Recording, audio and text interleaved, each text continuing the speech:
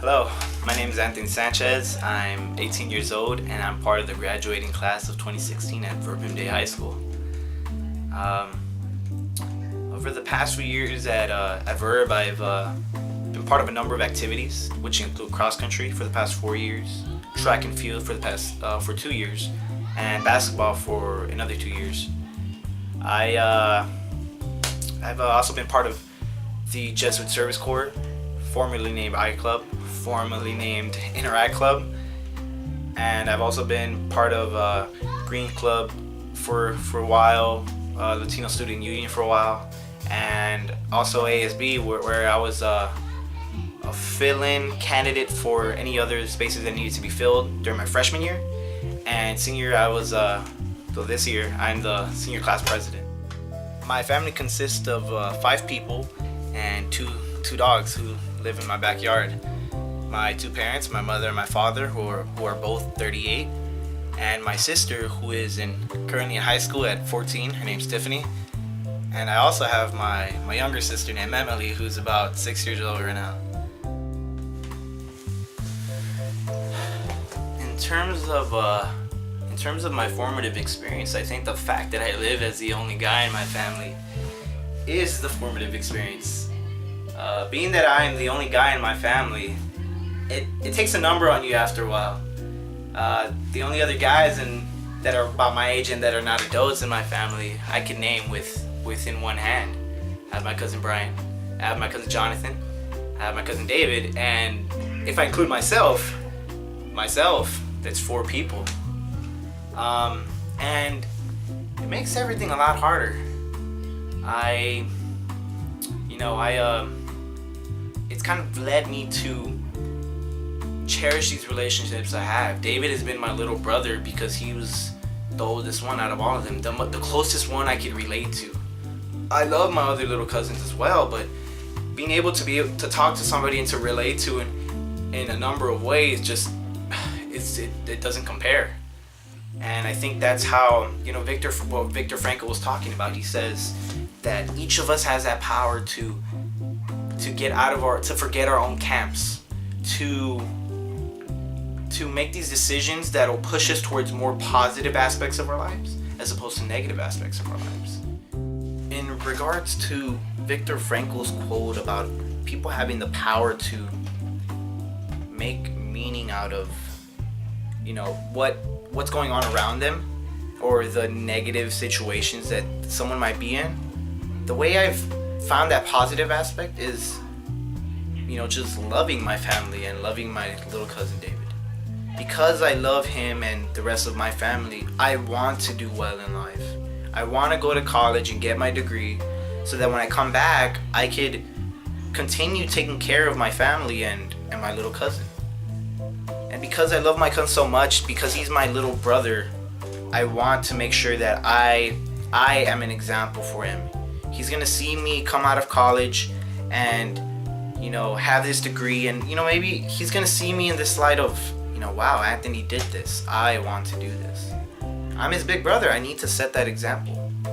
And I think that's that way I can be a light, within his own life. And I think that's the way that I've been able to create meaning out of the fact that I'm the only guy in my family. Throughout this year, my classes have taught me a number of things about my own neighborhood that I didn't know or I just didn't see at the time. My drama class taught me about a give and take relationship between humans. Humans talk to each other and interact with each other for the sole reason of wanting something. That's the most basic thing / reason that people talk to each other. 5 years ago when I first moved in, my neighbor came to talk to us. What did she want? Maybe she just wanted to get to know us. Maybe she wanted to see if we're going to be good neighbors. Maybe she just wanted us to be good neighbors. And so far, I think we've been able to do that. Every time I speak to her every morning before I go to school, I want to see how she's doing.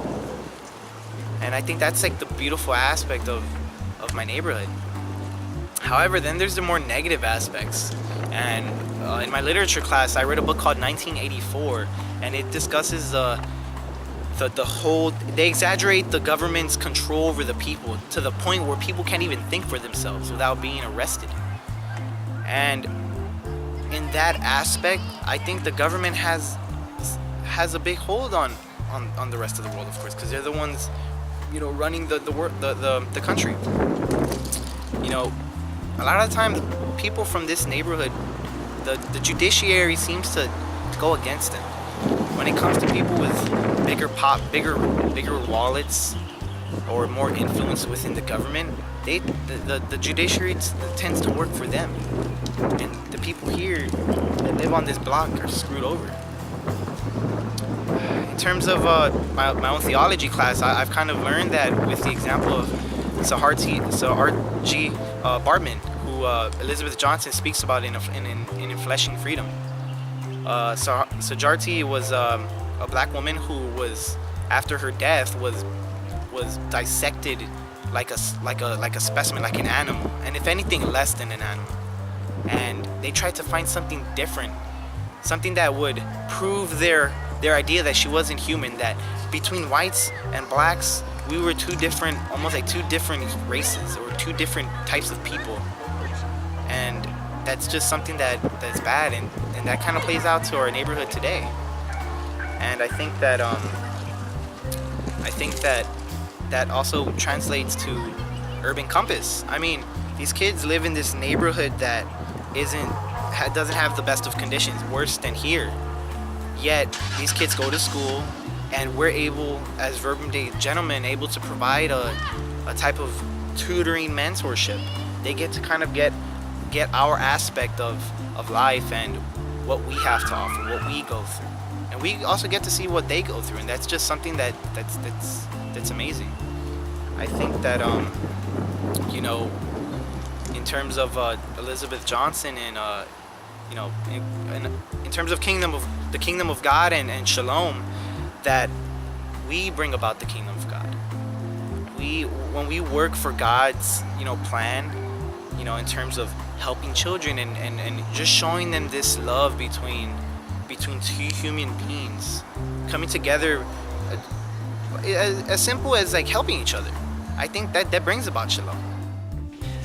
I'm a Roman Catholic, and what that means in terms of everything I mentioned before is that as a Catholic, I kind of want to follow in what Jesus has done in terms of being inclusive and having that sense of community.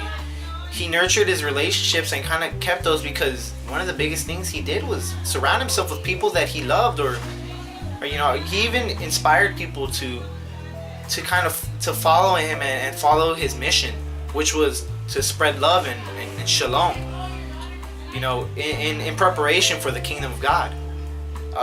Something that has helped me grow in terms of my faith is just the people I've surrounded myself with.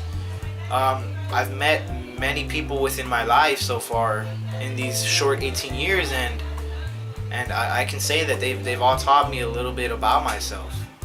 At Verb, I got to really be the person I am, after having a fresh start from grade school.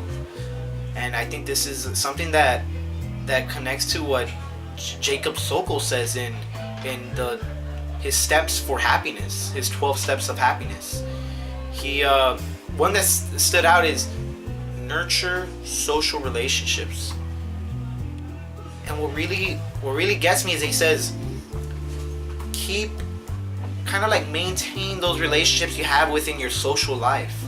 He says, he describes having this fuzzy feeling inside, and I can attest to that. I mean, I've had these relationships for a while already, and just nothing compares to that feeling of being able to be with your friends, family, and being able to enjoy their company. Elizabeth Johnson is a distinguished professor at Fordham University. She defines shalom not only with peace in the absence of war, but also in the fullness of life. My name is Anthony Sanchez, and in the fall I will be attending St. John's University studying computer science. This is how I will bring shalom into my community and in my world. I am the hope for the future. Thank you.